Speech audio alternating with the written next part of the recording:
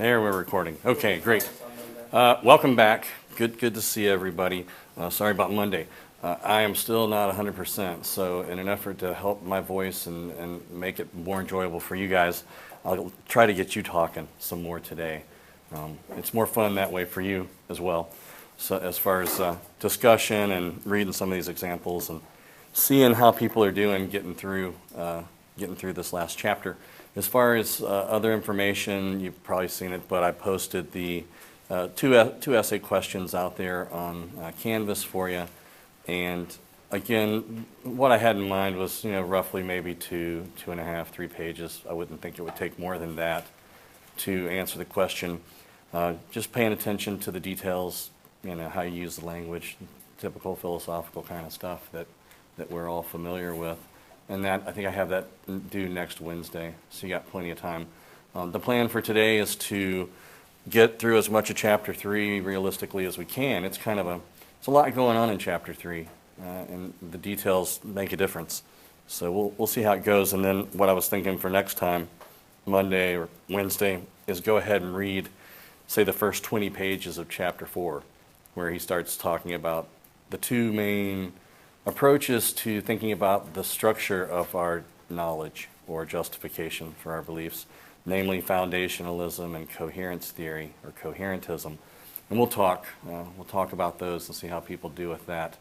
Trying to think if there's other stuff. Still working on the calendar, been under the weather, but hope to get that put together pretty soon. That stuff doesn't really kick in. I'd have to check to be sure, but I don't think that really kicks in until after spring break. I believe that's right. So first 8 weeks or so, we're doing crash course in epistemology with the Feldman primer, and then switching over to the pro articles to let you guys get some practice with that. Yeah, Dominic? So, you might have posted something, I just haven't read it yet, but what exactly are you kind of looking for in our presentations? Oh, yeah. So I haven't put together a rubric. Analysis of the article, but I didn't know if there was something like, there was like some specific criteria you wanted us to kind of know about. Yeah, thanks, good. And you're right, I haven't put together like a rubric or anything, but I'll do that as the time gets closer. But what I sort of had in mind was, again, 10, 15 minutes, 20 minutes, maybe 10 to 20, somewhere in that range, of you leading us through at this, basically a sort of play-by-play of the paper.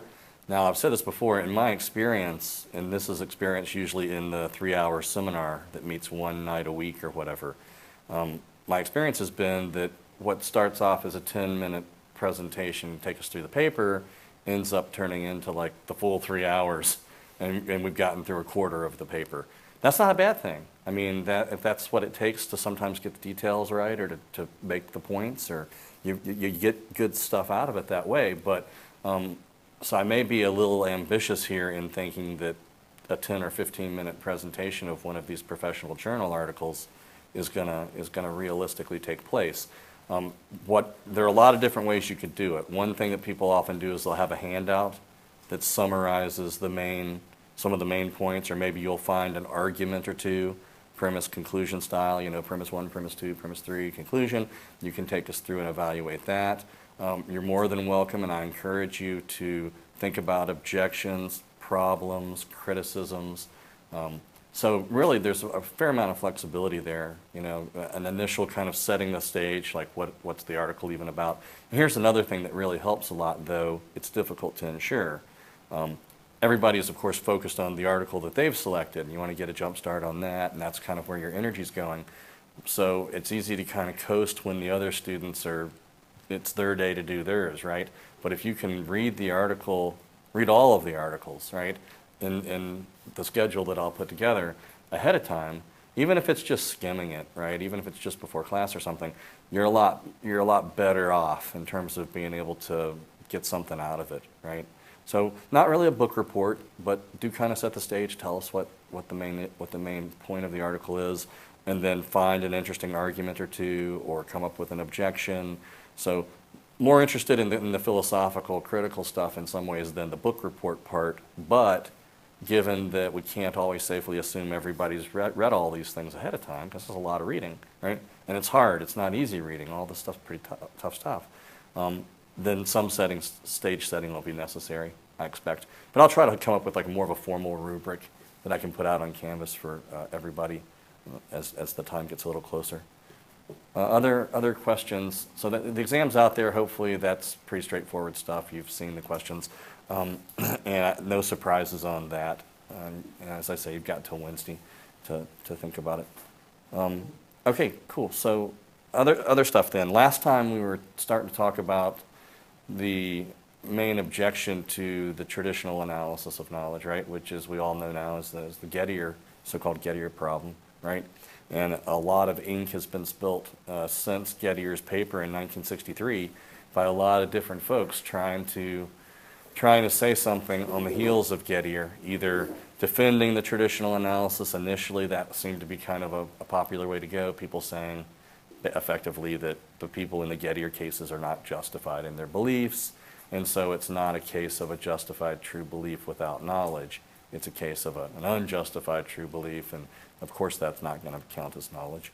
And we'll look at some of those strategies here in a little bit. And then, of course, eventually there was a kind of consensus that started to build in the later 60s into the 70s with people saying, and by people, I mean epistemologists, not normal people, epistemologists, those people.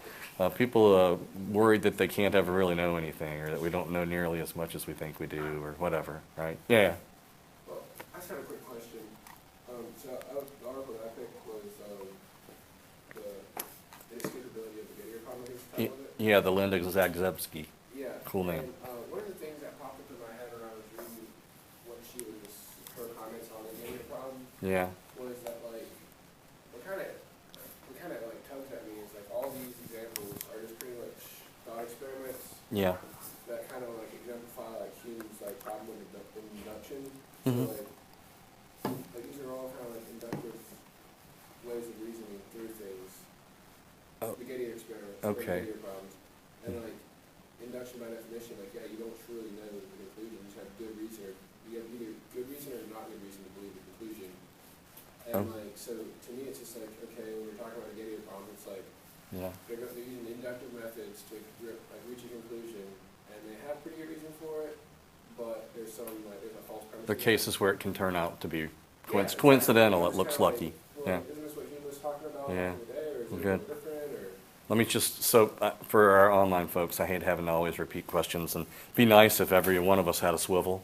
So whenever somebody started to talk, that head popped up. You got that talking head. So I'll try to keep it short. But Dominic's asking a question then about the connection between these Gettier-style counterexamples, essentially thought experiments, which is what we do in philosophy, right? It's largely non-empirical, though there is a new area called experimental epistemology that's kind of I guess, a successor to naturalized epistemology, or maybe a component of it now, that does try to have some empirical stuff going on.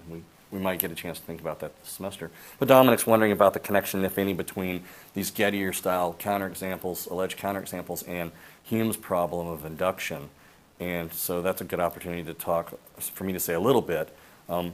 Keep in mind, and this is really kind of important, that in the Gettier cases, that's all deductive reasoning that's going on there. So I mean, if I'm following you here, Hume's point was that induction's not deduction, effectively, right? And we know that.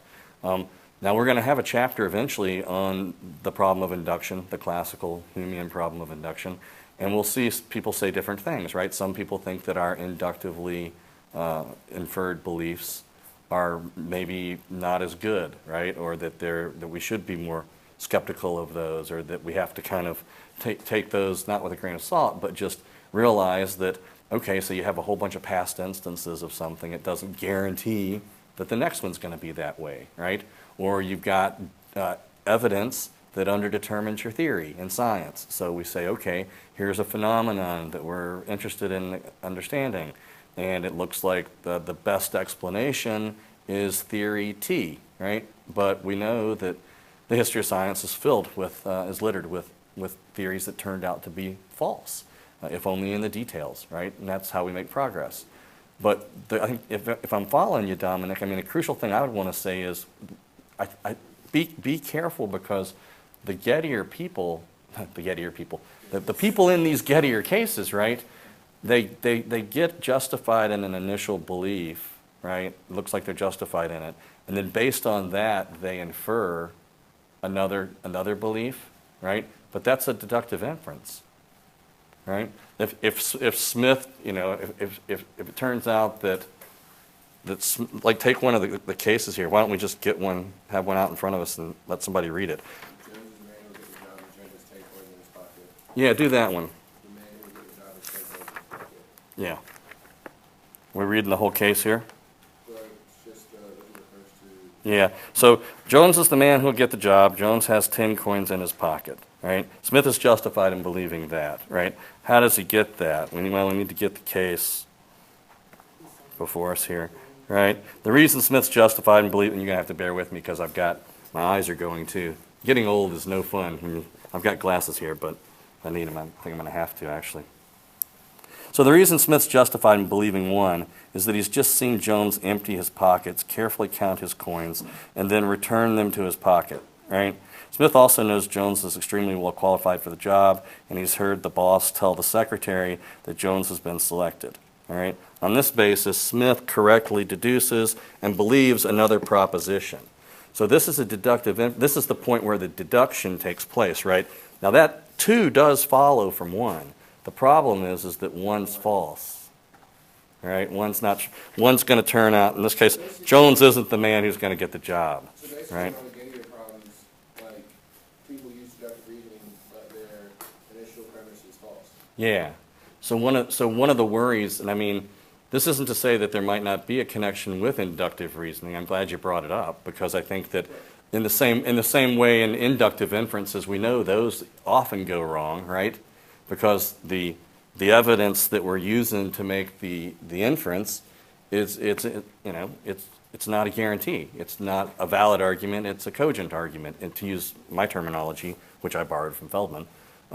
So one of the worries in these Gettier cases is, and this is why one of those first moves was to deny that first underlying principle, right? The justification, fallibility of justifiability, or whatever it is he calls it, right? The justification of a falsehood principle. So one thing you could say is, well, look, I mean, you got to have certainty before you're ever justified. And because Jones, isn't it Jones in the case here? Yeah. So Smith isn't certain that 1 is true, but we say he's justified in believing it. On the basis of believing 1, he then deductively infers 2, right? He reaches the first premise by induction. Like, he doesn't actually know for sure. Oh, yeah. 100%. Right. So he uses the inductive method good. of gathering knowledge, and then Yeah. makes a deductive. Makes a deductive inference from that. And so that's kind of where it goes awry for me. Okay. I'm just kind of like, well, that's. So you worried? So this is helpful then. Thanks. Good. So back to the original. How does Smith get justified in 1? Right? Because you're saying, well, his evidence for thinking that 1 is true is not conclusive, and you're right. It's not. Let me just show this while I've got it up here. I mean, if it might be of some benefit, but I'll put this up. So these are so we've got this principle right here, right? JF, the justified falsehood principle, which sounds to me like is what you're worried about, right? Because the kind of evidence that gets a person justified in this particular case, right, is not conclusive evidence. All that can be true, right? So read the setup, right? Smith's justified in believing 1. Why is it? Well, it's that he's just seen Jones empty his pockets, carefully count the coins, then he returns him his pockets. Smith also knows Jones is extremely well qualified, and he's heard the boss tell the secretary he'll get it. All right? Now, I mean, to me, yeah, there's no guarantees, but that's pretty good, right? I mean, while we're thinking about this case, let me give us an even simpler case that maybe will stoke the fires here a little bit for you. Suppose I walk into a room on campus, like this room, and I'm wondering what time it is. And the natural thing for most of us to do would be to look at the clock on the wall. So I look at the clock on the wall, and the clock says it's 7:35. All right? And on the basis of being presented to that way, being appeared to that way, I form the belief that it's 7:35. It is 7:35, and I'm justified as we could realistically demand in these cases. And some of this discussion will come down to that, I think. As it turns out, in the typical case, to use Feldman's kind of language, right? That's a typical case, and we would say, without any other information, that I know that it's 7:35. Pretty much, right? I mean, we agreed. Tyler's making faces. All right, and I know Alan's skeptical too, so I'm going to have a hard time persuading the skeptics here, but bear with me. So in a typical case, I would say, yeah, Rick knows that it's 7:35, and that sounds right to me intuitively until I add one detail. The clock stopped at 7:35 2 weeks ago.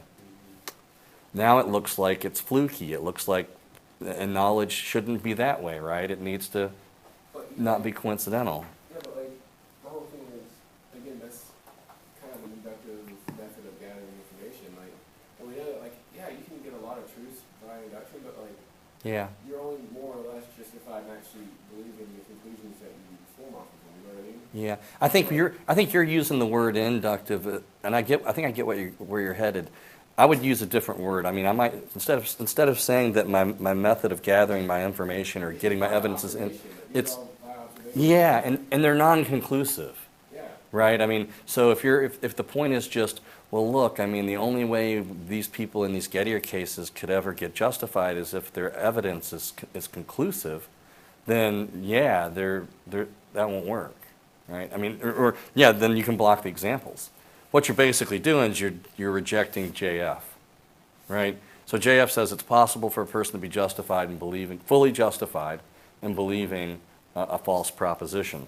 So is there a way to make a distinction between being justified and just having good reason? Because I think you can have like some pretty decent reasons, but there's not an overall justification, kind of like how you might have like a prima facie reason versus an overall reason. Yeah, yeah. And to me, that's like kind of like the distinction that I draw when I'm reading like the justification of like that people have for forming certain beliefs. Is Mhm. because like, yeah, they might have a prima facie reason to believe this, but their Yeah. overall reason to believe it might be to not believe it. You know what I mean? Yeah. Well, I mean, think about this case, though, as described, right? I mean, if you were in that situation, if you're Smith, right, and you see all this stuff going on, and you don't have any reason to think, I mean, we haven't got the rest of the story, right, that the boss is going to give it to his nephew or whatever, right? And it just so happens coincidentally that that person who is going to get the job also has 10 coins in his pocket. So in a case like that, I think, if you're in this situation, it seems to me like you've got as good a evidence, as good a reasons, as good a argument as we could ever realistically demand. I think. I mean, unless you're willing to go the other route and reject JF in favor of something that says the only way you're justified in these kind of contingent facts about the world, beliefs about contingent empirical matters, is if you have conclusive evidence. So bear in mind there's this distinction between conclusive evidence and total evidence. We haven't really formulated evidentialism per se yet, but Feldman will do it in the next chapter. And the idea is that your total evidence for believing something is what you get when you subtract all the reasons for thinking that it's not true that the proposition's not true, from all the reasons for thinking that it is. And then on balance, it's either going to go one of three ways. The weight of the evidence, and by weight here, I mean some mashup of quality and quantity, right? I mean, and there are details that are tough. I can't fill them in right now. People are working on it, but how do you strike a balance between? Would it be better to have 2 really good high quality reasons, or 100 less quality wise, but a mountain of evidence nonetheless, right? So you try some saddle point or something is probably what we're looking for there. But the point is just that once you subtract all the reasons against from all the reasons in favor, I'm using reasons broadly here, it's either going to, on balance, favor thinking that it's true, in which case you should believe it. It's going to, on balance, favor thinking that the statement's not true, in which case you disbelieve it. Or it could be that they're counterbalanced.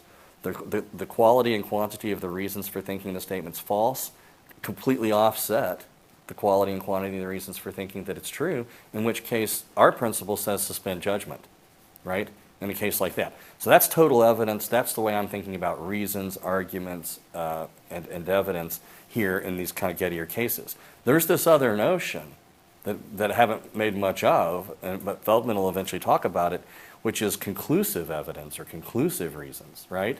In none of these cases, whether it's the 10 coins, no gotten habit, the sheep in the field, in none of those cases does the person, the hapless victim of the Gettier case, right, have anything that comes close to Cartesian certainty or conclusive evidence. Evidence so good that they couldn't be mistaken. In other words, you could have all the reasons they've got, and you could turn out to be wrong. Now, I don't know where you were wanting to go with this. I mean, one option is this thing. There are these two principles, right, JF and JD, that are sort of part of diagnosing the Gettier cases, like what's going wrong in these cases. Well, the Gettier cases depend on both of those principles. So obviously, an attractive move in the early days was to say, oh, we can get around these Gettier, we can reject the Gettier counterexamples, say that they're not counterexamples to TAK if we get rid of one or the other of JF or JD. But you've read Chapter 3, I know, and the consequences of getting rid of either of these looks pretty dire, pretty bad.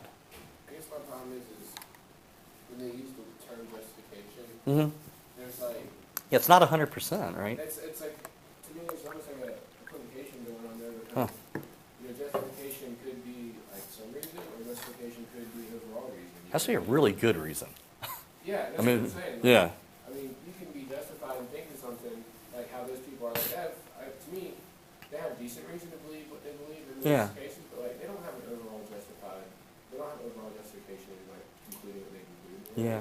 Yeah, but notice that until we add the last little bit in each of the Gettier examples, right? The part where the boss gives it to the nephew, and or the part where the one's just faking owning a Ford and the other one really does, or that the thing you saw wasn't in fact a sheep, it's just a fact. I forget how the example went. Is it a cardboard cutout or a wolf? Something else? Yeah, but there's a sheep in a far distant part of the field that wasn't the one you got justified in believing anything about, but it turns out to coincidentally make the statement true, right? In all of those kinds of cases, the people have, as far as I can tell, and this may just be clash of intuitions or whatever, which is fine. That's what we're here for. They have what would ordinarily count in the typical case. The typical case is the non-variant case. It's the non-Gettier case. What we would count in the typical case is a knowledge level justification. In other words, enough justification to turn a true belief into knowledge, barring any kind of mishap or funny business, like the Gettier stuff. Do you not have that intuition? No, 'cause I mean, like, You would say, like, you really need, you need more evidence. I've reading like a lot of Plato and like listening to the way Socrates reasons is like, Yeah. the best way to conclude what they conclude is it seems that the person who's going to have a job has 10 coins in his pocket, or it seems that there is a sheep in the field, Uh-huh. rather than saying like there's for certain 10 coins in the person's pocket, or there is for certain. Mm-hmm. You know what I mean? Like you can like to me it seems strong to say like, yeah, it seems this way, Yeah. but to have this overall justification of like it is for certain this way seems a bit much. You know? Yeah. You don't actually really know that. You know? Well, I mean, keep in mind that, yeah, he doesn't know, in this case, sticking with the first one, Smith doesn't know one, right? Because one's not true, right? I mean, it's a falsehood, but he's nevertheless, based on all of his evidence, I mean, maybe this will get you convinced. I mean, it's not really my job to, like, try to convince and persuade you guys, right? I'm not a salesman, but for what it's worth, it can be fun, right? So you think to yourself, well, look, I mean, you're considering the statement that Jones is the man who will get the job and Jones has 10 coins in his pocket. Considering that statement right now, right? You've got the evidence that Smith has, according to the story. Is it more reasonable for Smith to believe that it's true, believe that it's definitely not true, that its negation is true, or are you so hesitant in terms of things that you would say he's better off suspending? No, I think he can. He should believe it, right? It's a borderline of like. He should believe it. I think it's closer to believing it than not believing it. Mm-hmm. But to me, like. Just don't pay. Well, it's not 100%, if that's your point. Like you can be closer to the threshold of believing it without being overall justified in actually believing it with 100% certain. Yeah, well, I don't think anybody's claiming, I don't think you have to have that for the Gettier cases, right? I mean, nobody's claiming that Smith, his degree, if you want to talk about degrees of belief, which it can be kind of weird, but seems to me like you either believe something or you don't, and some of the beliefs are beliefs in propositions that have probabilities built into them.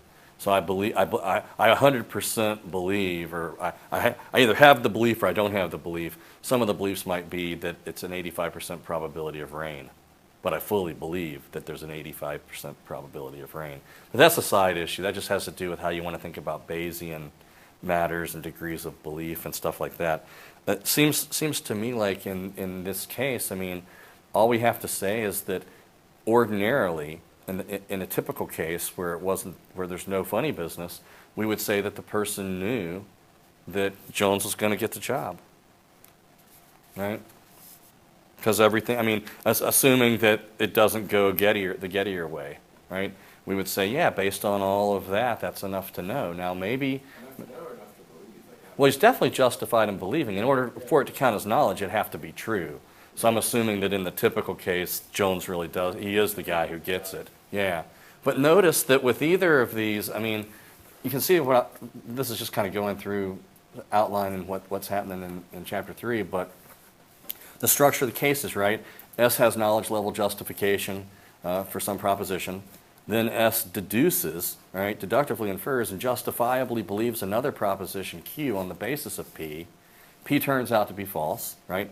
Q is coincidentally true, and S has a justified true belief that Q, but your intuition is supposed to be that that's not knowledge, right? Now, as an aside, apparently, and this is some of the work that's being done in experimental epistemology, from what I've heard, there is some variation in people's reactions to the Gettier cases depending on their culture. So, for example, Asians apparently, when presented with a Gettier case, are more inclined to insist that the person nevertheless still has knowledge. This is empirical work, right, done by people who are in cognitive science or psychology of human reasoning, and perhaps some of these applied epistemology folks that want to do experimental epistemology. So, you know, and also as another even bigger aside, just to throw it out there for you, because you might end up wanting to write your paper on it, all of this appeals to intuition stuff, which is, you know, intuition-driven philosophy, which is a lot of what we do in analytic philosophy, has itself come under heavy attack, right? For a while now, for maybe the past 20 years or so, there's been a chorus of voices of people from different quarters, you know, chipping away at that approach, and some more antagonistic or, you know, some more unfriendly to it than others. You know, this is the way I learned to do epistemology, so I love this kind of stuff, right, with the thought experiments and appeals to intuition and asking whether you're, you know, would you say that the concept applies in this case or not. That to me is an appropriate method. I don't know what else we would do. Some people have suggested some alternatives, but there are people out there that are really skeptical of that, right? Like how far appeals to intuition can take us, and what do these appeals really show? I mean, so you can get a whole bunch of people to agree that, you know, this isn't a case of knowledge. Does that really mean, you know, should we put a lot of stock in that? What exactly is the methodology, right? Narrowing that down. It's not supposed to just be like any old random person on the street who's not critically reflected on any of this stuff, right? I mean, it's the way it typically is it's a small group of people in epistemology, right? Until you start studying larger samples of test subjects, namely you guys, college students are the test subjects for this stuff. So I mean, I'm still just trying to get some sense of where you're at, Dominic. I mean, I can see somebody saying, well, look, I mean, the person in the Gettier case, when they're considering the initial proposition, the one that turns out to be false, that they use to infer the truth, they're not 100% justified. But if all you mean by 100% justified is that that belief could turn out to be false, given the evidence that they're appealing to, then it sounds to me like you're wanting to reject the justified falsehood principle. You can think about it while I get Zach. Yeah, Zach. I mean, if you reject JF, Yeah. that knowledge is unattainable then. Because we never, Yeah. where do we draw that line to where Right. you're justified now? I mean, if you can keep getting better and better evidence, it's like, Yeah. if you require perfect evidence, it's like, well, that's not going to happen. What if it's that knowledge isn't just unattainable, but like a lot of things we think we know, we don't actually know. Yeah. There's that distinction, right? And Yeah. between real and apparent knowledge. And how many times does it happen to all of us that we think we know something? We might not say to ourselves explicitly, "I know that." It's not like that. That's mechanical. But you're just thinking about something that you're pretty confident is an item of knowledge of yours, and then lo and behold, you find out you're wrong. Like I think I know. That my best friend is at Tate Street Coffee because I have every good reason for thinking so. That's their routine. I talked with them earlier today. They said that's what they were going to do. The friend has been reliable and trustworthy in the past. They've never played a prank on me or been out to deceive me. And so I think I know my friend is at Tate Street Coffee right now only to get down there and they're not there. Why not? Well, because things come up, right? Life happens. I mean, there was an emergency. They had to go do something else. The car broke down before they could get there. So, yeah, I mean, maybe some of this is just a kind of realization of the sort of fallibility of all of our circumstances, right? I mean, so let me just in an effort to like make one point here. This might help, it might not, but what I'm doing is what Feldman's doing, which is embracing a view that we'll call fallibilism, just to have a label for it. Fallibilism. And this means different things in different contexts. One thing that I want to be clear that it's not supposed to mean, it's not the view that you can know something and be mistaken. That's messed up, right? That's not right. I mean, you can't know something, you can't correctly be said to know something and be wrong. That's not knowledge, right?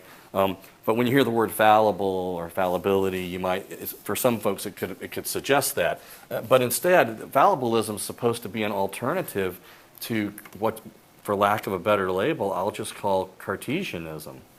And I'm a big Descartes fan. He's probably one of my favorite historical philosophers.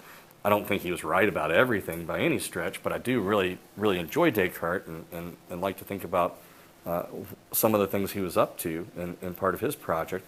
But if you recall Meditations, right, what's going on in the whole first part of Meditations is he's looking for reasons for doubt, right, to see if his beliefs will measure up, typically his contingent beliefs about the external world. And if he can find a reason for doubt, then the belief's got to go. And he keeps ratcheting up the skeptical hypotheses to ever more exotic, eventually you get the evil demon. But the point he's trying to make there is that he's searching for certainty. He's a conclusivist, right? So he's going to be one of these guys who says, well, look, if it's possible for you to be mistaken in this belief, then you don't have adequate justification. You don't have knowledge level justification to claim knowledge, right? So here's the picture that is the alternative to that. This is what Feldman's embracing ultimately, though he doesn't really put it this way. Fallibilism says the following. It says that you can have all the same evidence, basically. It's like his same evidence principle. Remember that? You have all the same evidence and turn out to be wrong. So in one world, P is true. You believe that P is true. You're justified in believing that P is true. And it's not, I'll just use the tilde here, the squiggle, right? And it's not a G. It's not a Gettier case, all right? So this is world number one. And in that world, we call this the typical case or whatever, right? In that world, you've got knowledge, we would say. But there's another world over here, world 2, right? And in this world, you believe that P, you're justified in believing that P. We can make it not a Gettier case as well, but the problem here is that P is false. Truth is external, right? We don't have a direct line to the truth. All of what we think is true is filtered through those basic sources of knowledge we talked about in the very second meeting, right? Perception, introspection, memory, reasoning, testimony, rational insight. That's all we got to work with, folks. I mean, unless if you've happened onto some ESP, by all means, let me know. But I mean, all this stuff gets filtered. So, what fallibilism says is that you can, if you're in this world, you've got knowledge, but you can be in this world and it still be possible, right? Because when we say that I can know something even though it's possible that I'm mistaken, the force of saying that it's possible is to take us out of this world and call our attention to this world over here, the one that we're not really in, right? So in other words, I could have all the same, my justification could be as good as you want to make it, short of conclusive. The one thing, and that's why, people get hung up on logic and mathematics, because they're a priori and they're deductive, and you can have certainty. Right? I don't know if this is helping much or not, but in any case, so, I advocate fallibilism as an approach to knowledge and justification, in part because it seems to me, well, a couple things. I don't want to give up the justified falsehood principle, because the consequences of that look to me to be pretty dire. It's gonna turn out that, if you appeal to that same evidence principle, right, then in two separate cases where people have exactly the same evidence, they're either both justified or they're both not justified, and to the same extent, right? That seems really plausible.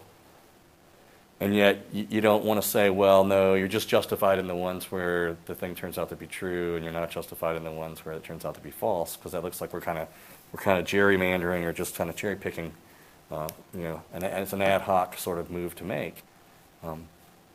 So we're assuming that some sort of supervenience principle is true as well about our justification for believing, namely that two people with exactly the same evidence are equally justified or unjustified.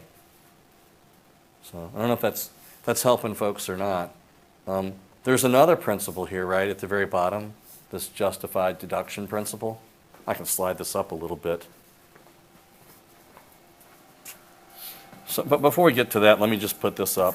And all these notes are out on Canvas for you as well, just to help you if you need a reference. Oops, making it too big. So this was back to Zach's point, right? On the heels of Feldman, about if we give up JF, right, then it looks like we could end up in trouble here, right? Might not be justified in believing anything, at least any contingent statements, right? Because you can't, presumably you're not going to be able to have conclusive evidence for the truth of any contingent, certainly contingent empirical claim, right? That seems bad, because the bulk of our, take external world beliefs, just to have a simple example, right? Beliefs about that the lights are on in the room, that you're in a room with other people, that you have a body, that there's people in the room next door.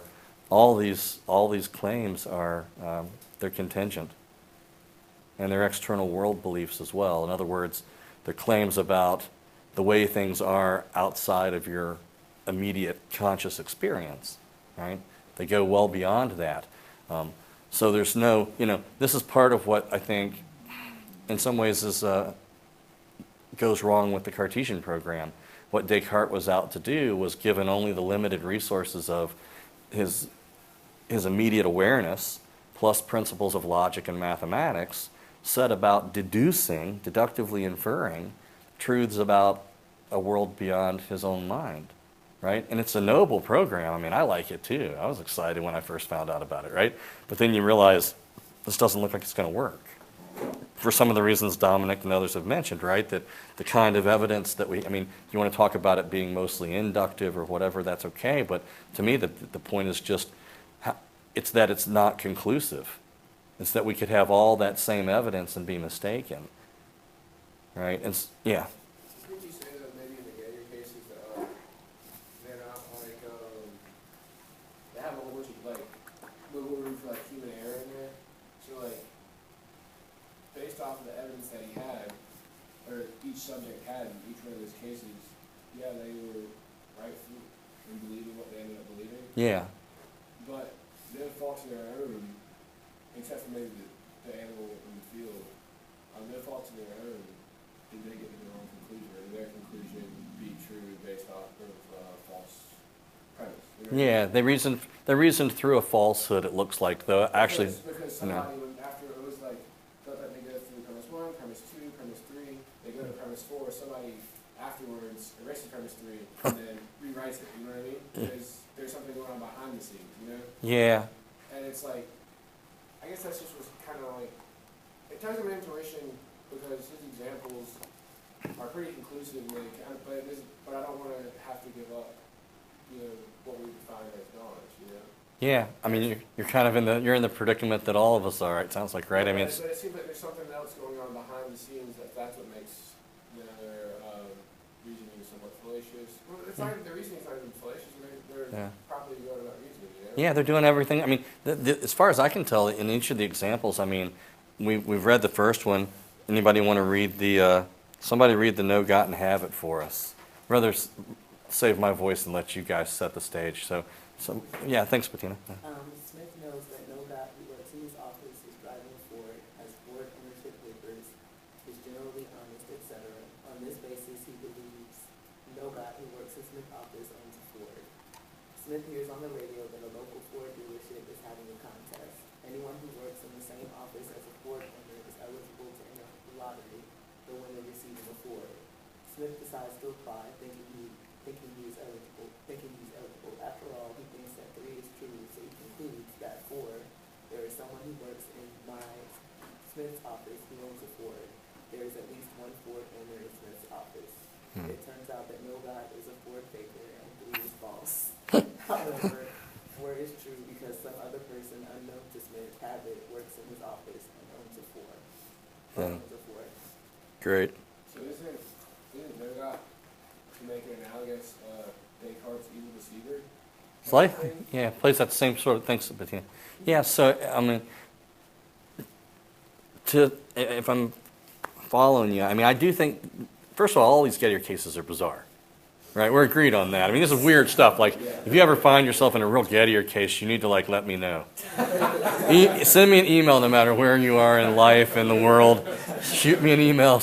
Say, Rick, just remember 30 years ago when you said email you if you were ever in a Gettier case? Because, I mean, I suspect that happens, but it's, I mean, like the stopped clock is one that to me is like super intuitive. I mean, that just works. I mean, clocks are mechanisms, they break down, they stop. How many times have any of us like looked at something like that and it's like just happened, you know, kind of weird. But all these cases are exotic, to be sure. And oftentimes, you know, part of what's going on here is that the people in these cases are they're going about their formation of belief just like we do in everyday life. They're not doing anything wrong, but the stuff behind the scenes, like you're talking about, right, that's going on is causing a disconnect between the fact in the world that makes the ultimate claim true and the justification, the evidence, the reasons that they initially were presented with, which got them believing that to start with. There's a disconnect. I mean, so there's a couple things, like diagnosing what's going wrong in the Gettier cases is important, and also trying to figure out how best to respond, right?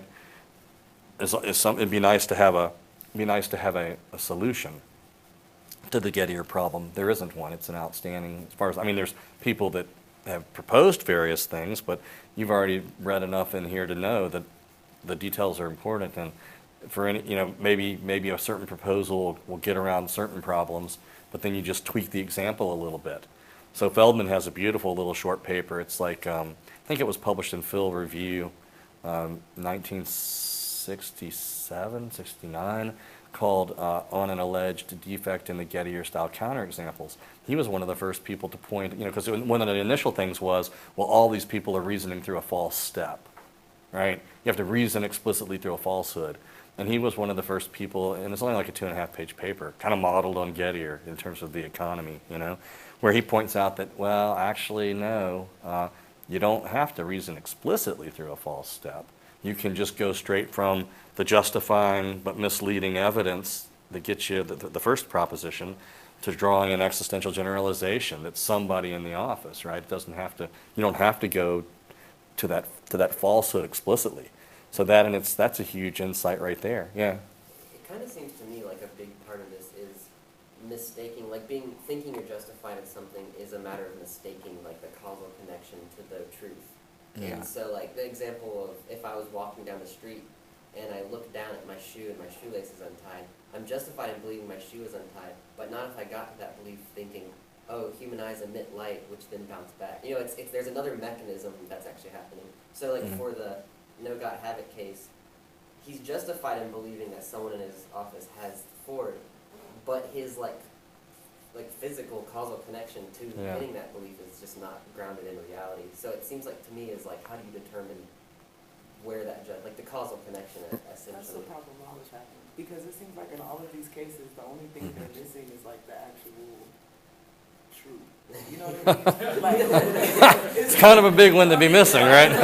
We've got everything but the truth. it's like they have everything except for the facts, and I mean the fact that it's a coincidence that they happen to be right. I mean That that's only implies there because is they're something. missing something. Yeah. Yeah. And my problem was, Well, it what- seems like everything starts out that way. Like you have a certain amount of information, you have your justified belief, and you're proven wrong, but then something else comes along to show you what's right or what's correct.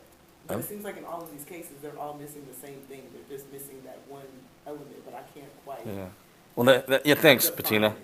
There's misleading information, right? Misleading evidence, and that's the thing is in everyday life, there's no, as far as I can tell, there's just no easy way to deal with that. I mean, that's a fact of life, right? That we do have misleading evidence, and you might be tempted to say, well, the misleading evidence isn't justifying. Only the reliable evidence is justifying. But then you're going to run up against the same evidence principle. Right, you're going to end up running afoul of that, because as Feldman points out, it seems like you can have as much by way of evidence, short of conclusive evidence, as you want to, and still end up in this other world instead of the one you think you're in. Right? Yeah, Tyler.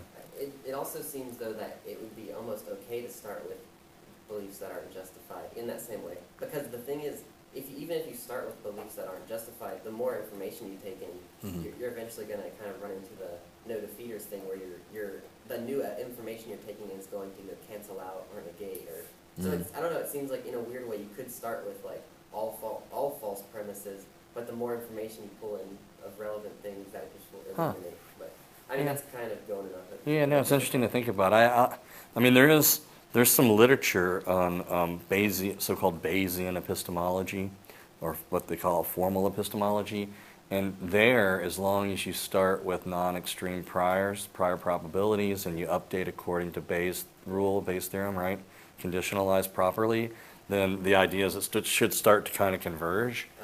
Okay. But in these kind of cases, I mean, the good news is, well, it seems like good news is that each of these victims, if that's what you want to call them in the Gettier cases, these hapless characters, right?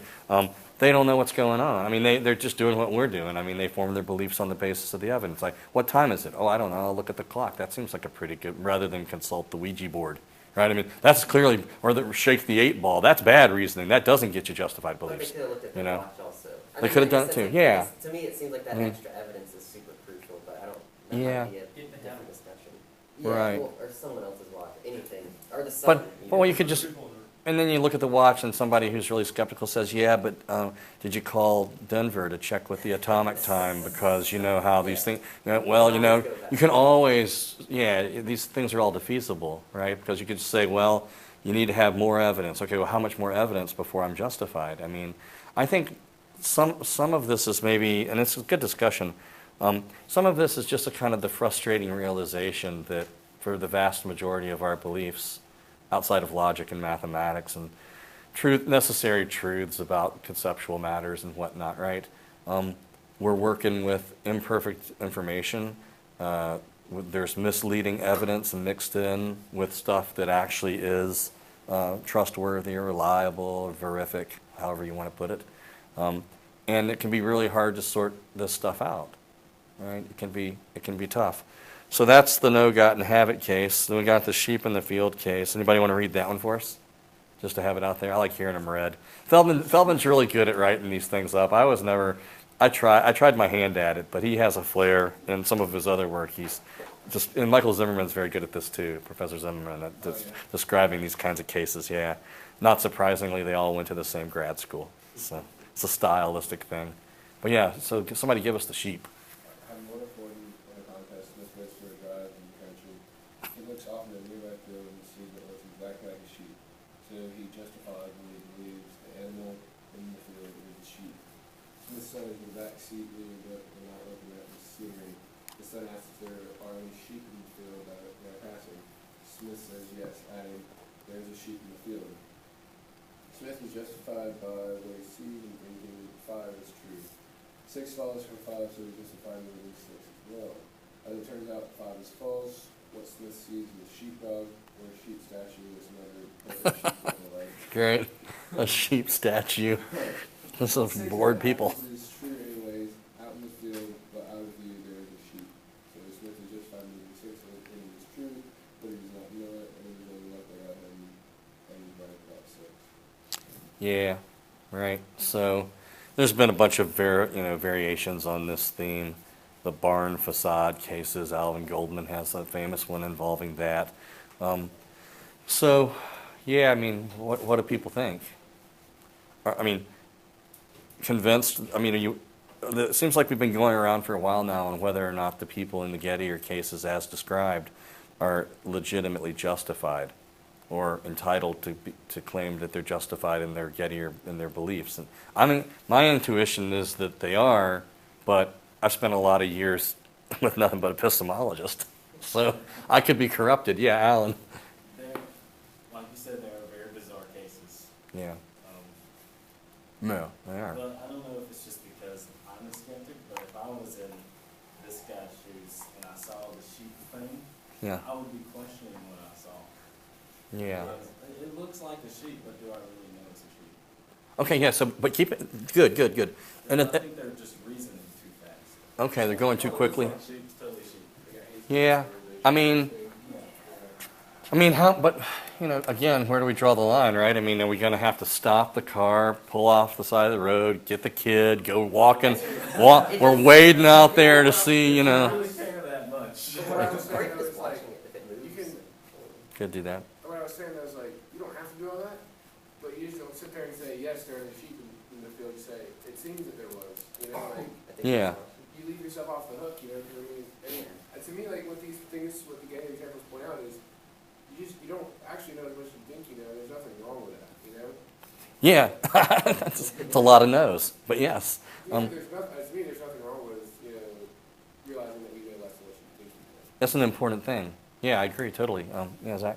I was just gonna say, maybe the fact that like we're reading through these scenarios and then at the very end we get, oh, it was actually a sheep statue, that makes you wonder, well, that person shouldn't have believed that to begin with. It's like Yeah. you're saying, you're trying to set up, like, is it possible, is this situation actually possible in the actual world, right? It seems, I mean, I feel like the clock. And it is, yeah, it seems Yeah. totally If I walked into any of these classrooms, I would definitely not immediately trust the clock. Right. I mean, Yeah. because it Yeah. seems like given every other. Well, that's the problem. Yeah. And it's most of the time, like I look at my watch. and I look at Right. my phone. Right. But, But keep in mind, all these cases, all we've got to do is get the initial statement that the person in the case gets justified in is one that isn't known because it's false, right? They're just justified in it. So to these points about, well, I think I would be a little more careful. I wouldn't claim to know it. They don't have to claim to know it. All they have to say is that I've got as much justification as could ever realistically or reasonably be expected. We could add more to be sure, but I mean, at some point, it's just kind of like, look, I mean, we've all been around people that are sort of overly skeptical to the point where it can be annoying, right? Like they'll never, imagine you're kind of like a hypochondriac, or you have a friend who's a hypochondriac, and they're constantly imagining that they've got these various maladies and whatnot, and you reassure them and you look it up with them online, and we take them to the doctor a bunch of times, and no amount of convincing can assuage their fears that they've got something, because they've at some point you wonder if it's verging on mental illness, right? Or I guess in the case of hypochondria, yeah, it would be, but the same thing I think could go for like that kind of annoying skepticism that I'm not gonna lay claim to any knowledge. I don't want to make a knowledge claim or an assertion. The most we could ever say is that it seems like this, or it probably is that, but we can never really know anything. I'm resistant to that. I think it gives away too much. I think it plays into the skeptic's hands too quickly, because a lot of what's motivating the skeptic is this kind of observation, pointing out that, hey, the evidence you've got isn't 100%. Okay, well, sure. I mean, you know, induction's not 100% either. We started off today talking about induction, right? But we don't give up on that and say, well, we better be counterinductive, right? Every crow I've seen in the past has been black, so I'm gonna be radical. I'm gonna believe the next one's not gonna be black. It's gonna be an albino crow. No, I mean, that's crazy, right? I mean, we reason from the, you know, so you've had a large sample of these things in the past, they've been a certain way. We recognize that the past, as they say in the stock market prospectus that you get with your stock, right? Past earnings are no whatever it is, are no guarantee of future earnings, right? Past performance is no guarantee of future earnings. Yeah, because I mean, just because a stock's done really well for the past 10 years, if your luck's like mine, you'll buy it, and it'll be the year that it doesn't do so well. It underperforms, right? I mean, that happens. So, yeah, I mean, seems to me that getting rid of JF is kind of a bad move, though that seems to kind of be where we've been stuck a little bit. Let me put this up and show you as well, just to see if anybody had anything they wanted to ask about or bring up in connection with this same evidence principle. See, the problem is that it looks like if you want to say, well, hey, the people in these Gettier cases, there's something defective about the stuff that they're using to get justified in the first place, right? Well, the thing is that the same evidence principle would imply that, well, look, if they're not justified in the atypical case, then they're not going to be justified in the typical one because the evidence is going to be the same. And it seems like if two cases involve the exact same evidence, then the epistemic evaluation, the epistemic status of the beliefs should follow suit, right? They're either both justified or both unjustified. I've used an example before to kind of make a point about epistemic supervenience. Suppose I assign a final paper, which I have, right? Not yet, but you'll get one, right? And as you go home and you dutifully write your paper, and then you come back and you turn it in, and as fate would have it, another person in class has written the exact same paper. I'm not talking about like a similar idea or we were on the same topic. I mean, it was letter for letter, word for word, punctuation mark for punctuation mark, the same. Now, in a realistic case, of course, we've got a problem. We know these people have conspired, they're colluding, they're cheating, they violated the academic honor, whatever, right? But just imagine that they really didn't do any of that stuff. And so I'm grading the papers, and I get the first paper, and I look at it, and I read it, and I say, this is really well done, this is high quality work, they make the right kind of points, there's subtlety, there's originality, this is an A, okay? And then sometime later, I read the second paper, the doppelganger, the duplicate, right? And I think to myself, wow, this is just not that great, this is like about average, this is a C. And so I hand the papers back to the students, right? And as students are apt to do, want to do, you guys know this, they get together and they talk about their grades. What'd you get? What'd you get? Let's compare. And much to their surprise, they realize, holy cow, we turned in the same paper. Literally, it's the exact same paper. And then they're shocked and upset to see that one's an A and one's a C. And they come to me and they say, hey, Professor Gallimore, I know, never mind the fact that we wrote exactly the same paper, but like Bobby got an A and I got a C. What's up with that? And then I say, yep, that's just the way it is. This one's an A and this one's a C. They would be right to be upset at that point because whatever else you want to say about epistemic justification, we think that like a lot of normative things, like right and wrong and like whether or not something's a work of art or not, these determinations, these evaluations, these evaluative statuses, right? They have to be constituted somehow in the world. They're not just floating around out there in space, right? Yeah, Tyler. I totally thought you were going into using that as a Gettier example of saying like if they both came into class, had the same paper, and you'd be justified in believing they had copied each other. Right. But in reality, they hadn't. So There I'm you go. trying to use that as an example Okay. of how you get out of it, but Yeah. no, 'cause that one's even more difficult because Yeah. to me you would really be justified even though I can't really think of any evidence that you would be able to Yeah. pull in from the outside that would be like, hey, we literally just wrote this separately. Right, this is complete coincidence, Yeah. and it's spooky, right? It's like law of large numbers, Yeah, spooky, yeah. but it happened. Yeah, so I mean, there's other ways you could take it too, but I mean, in the way that the story went, the students would be, I think, they're right to be upset with me if I said that, if that was my response, right? Because I think we all have a deep conviction that, look, whatever else you want to say about these matters, like whether or not something's an A or a C, we're not just making it up and throwing darts at a board, and it can't be done willy-nilly, and it needs to be principled, right? I mean, so these determinations have to be grounded in something basic. So this is the same evidence principle. The other thing, the second principle that gets discussed, right, is you find it here, is a type of closure principle, and we'll see some stuff later on involving closure principles.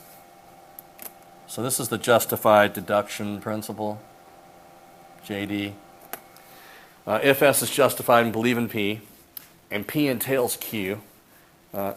It's a necessary conditional entailment, and S deduces Q from P and accepts it on that basis, then S is justified in believing Q. Now, recently in the past like 10, 12, 15 years, closure, as the topic is sort of called, has become kind of, well, it got pretty trendy. I don't know that it's still at the level that it was, but there was a period there under the influence of people like Fred Dretske and Robert Nozick, among others, who were suggesting that we deny the closure principle for knowledge. This is a closure principle for justified belief, and they're different, all right? But this is the second assumption that Gettier is making. Just out of curiosity, anybody have a chance to read the original Gettier paper? Take a look at it for fun? I did. You did? What'd you think?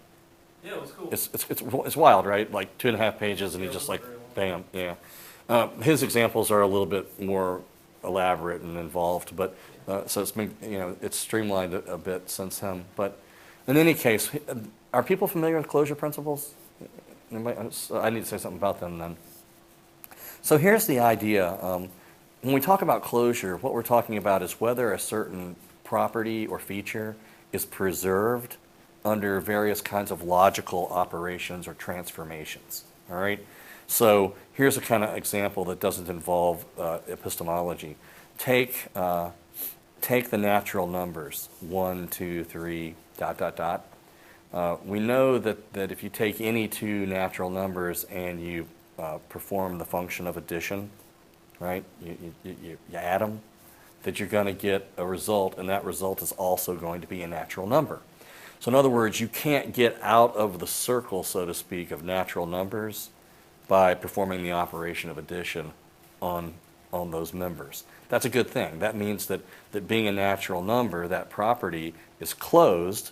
That's how they always say it. They say it's closed under the function of addition on the natural numbers. Some features, properties, relations are closed under various transformations, and some aren't. So in this case, notice that what's going on is you get justified in believing essentially a conjunction, and the conjunction is P and necessarily if P then Q. Or you're justified in believing P and that P entails Q. And on the basis of spotting those connections, you then come to believe Q, right? Then you're also justified in believing Q. That's the idea. It's kind of like transmission.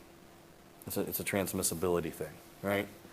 So in the case of each of these Gettier examples, right, what happens is the person gets justified in the initial statement, which turns out to be false, but then they correctly infer, they deductively infer a consequence, right? And we then assume that that the justification is preserved. So that's how we end up with a justified true belief that's not knowledge, right? Obviously, if you're wanting to block the Gettier examples, one way to do it would be to deny that that they're justified to start with, because the evidence is misleading, right? And that's to deny the justified falsehood principle. But if you don't want to do that, you could just say, well, look, I mean, justification isn't properly transmitted in the Gettier cases because something like this closure principle is false. So you can object to that, right? This has not been a very popular way to go either. And likewise for knowledge, right? If you say that, well, if you know, and you can see how these kinds of principles get used in other contexts than epistemology. So, for example, if we're thinking about skepticism, you might consider Descartes' dream argument. One premise in that would be propped up by a kind of closure principle. If you know that you're listening to a lecture right now, then you know that you're not at home in bed dreaming that you're listening to a lecture. But you don't know that you're not at home in bed dreaming, so you don't know that you're listening to a lecture in a room with other people right now. The first premise in that little argument that I just stated, right, that you know that you're in a room with other people listening to the lecture, then you know that you're not at home in bed dreaming the whole experience. What justifies that? It seems justified. Well, it's some sort of closure principle. Really, it's the idea that you know enough to know that you can't simultaneously be here in a room with other people and at home in your bed dreaming. Those are mutually incompatible alternatives. And you see that if the one's true, that entails that the other's not, right? And you then go on to make the inference that that's not the case, that you're at home in bed dreaming. You believe it on the proper basis. It looks like you're justified. It looks like you can know it, in fact. So yet another kind of an approach, but one that I think has a pretty, you pay a pretty high price for, I think. So that gets us all the way up to the, so before we stop this part of it, I don't know if people are convinced or more confused than ever. Or does everybody think that Gettier really has these examples are legit and they show that you can, that knowledge isn't the same thing as justified true belief? So what we then end up doing is we say something like, just as a placeholder, S knows that P at time T, if and only if, S has a justified true belief and it's not a Gettier case, right? So the fourth condition is basically, it's just a placeholder, yeah, and it's not a Gettier case. Now, as far as like how to fix what the fourth condition is, what did people think about that? That's the sort of the second half of the chapter there. So he considers a couple different approaches, right? Michael Clark's early approach was the no false grounds, right? And then the no defeaters. I've always kind of thought the defeater stuff was sort of cool. And it's fun to think about, right? But it involves you have to start thinking about subjunctive conditionals, right? And that can be confusing because they're not as easily kind of dealt with as material conditionals, as regular old conditionals. What about the no false grounds stuff? How did people feel about that? Somebody remind us, what's the idea behind Clark's proposal? So his fourth condition was that all of S's grounds for being P are true. So, the first three obviously was the F is fourth one. Yeah. Which, it seemed pretty plausible, but I was assuming that Feldman was gonna knock it down like he did. And after he knocked it down, I was like, okay, well. I think you picked up, you've got Feldman's number. Yeah, man. You've got his number. Like, he presents these things, and I'm just like, okay, well, let's hear why they're wrong real fast. Yeah. Like, you guys need to thought of this. Yeah, you never want to be the first adopter and spring for the principle until you've read the next page, Yeah, right? exactly. To see where the objection One of lies. my questions so the essential dependence, I may have gone too far. Oh, yeah, at the very end, his Yes, proposal, he right? says, S's justification for P is not essentially dependent on the falsehood.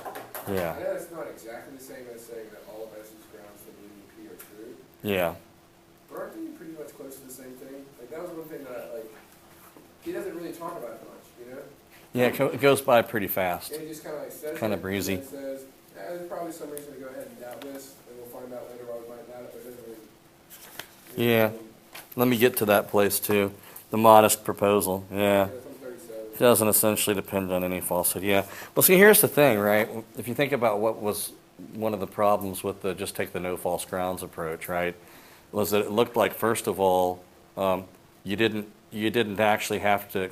We need to know what a person's grounds are, right? Are they just the explicit steps that they take in their reasoning? That's the narrow reading of grounds, or does grounds include anything that's kind of in the neighborhood, background assumptions and the looser, broader reading, right?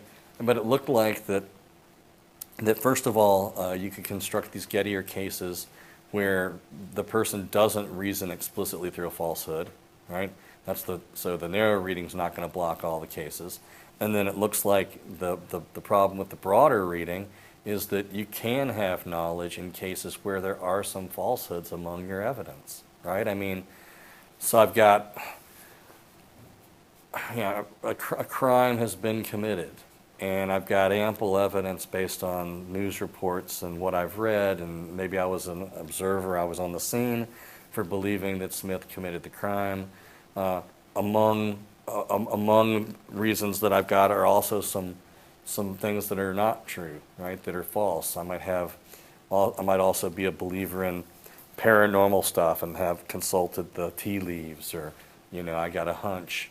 I follow my hunches a lot, even though they're not justifying, right? So seems like the no false grounds approach is going to run into trouble either way. If it's the narrow reading, then there are going to be examples where the person in the Gettier case doesn't reason explicitly through a falsehood. If it's the broader reading, then that's going to keep us from having knowledge in cases where we would otherwise ordinarily attribute knowledge. So I think that's the motivation for him at the end there, saying, well, look, something like this, no essential dependence on a falsehood. You can have extra reasons as long as those extra reasons aren't playing an essential role in your justification. So this is posted to, as a fourth condition, is that what you actually think? I don't know how seriously he meant this to be, I don't remember reading, I didn't take it that he actually put a whole lot of weight and thought this, but the way he just kind of dropped it and left it. Yeah. I think you're right. I mean, as far as I know, I don't think Rich has ever written an article, a professional article, specifically trying to address the Gettier problem. Like, here's my proposal. And that tells you something right there. I mean, when you've got somebody of his caliber and he's like, I'm not going to, he knows it's going to be dicey, it's going to be hard.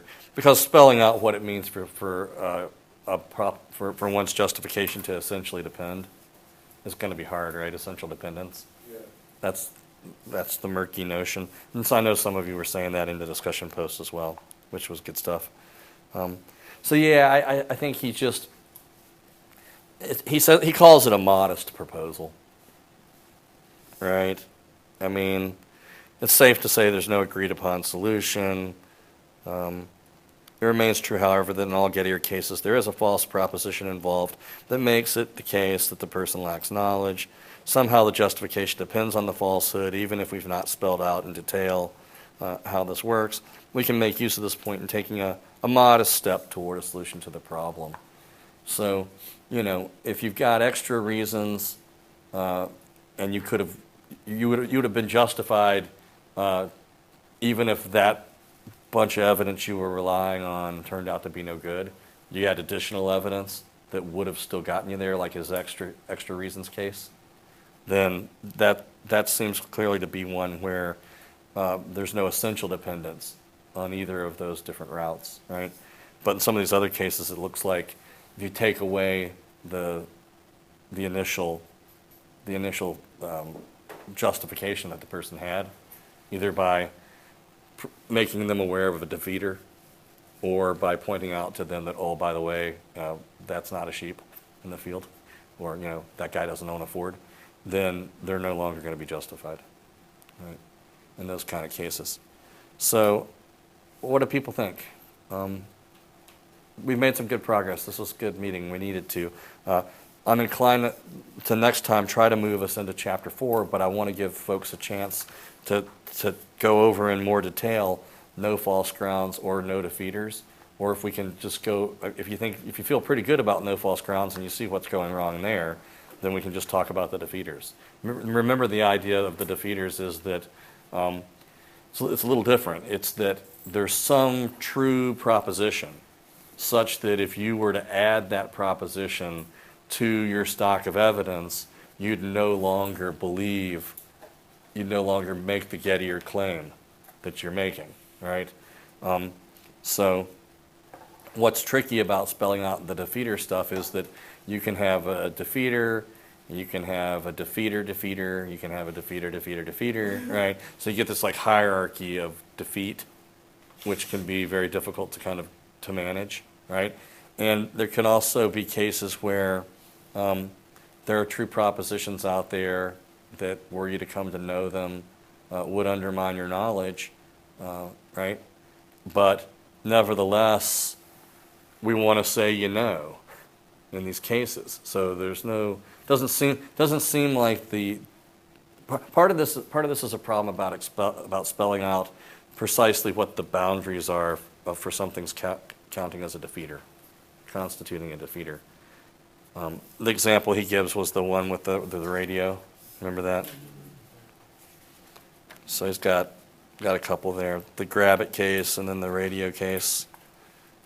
I like how he says at the top of 35, for one thing, it enables him to know 8. For another, Smith does not have to hear the song. I remember when he picked that example, that song. Alrighty, well, very good, folks. We made it. Let me stop us here.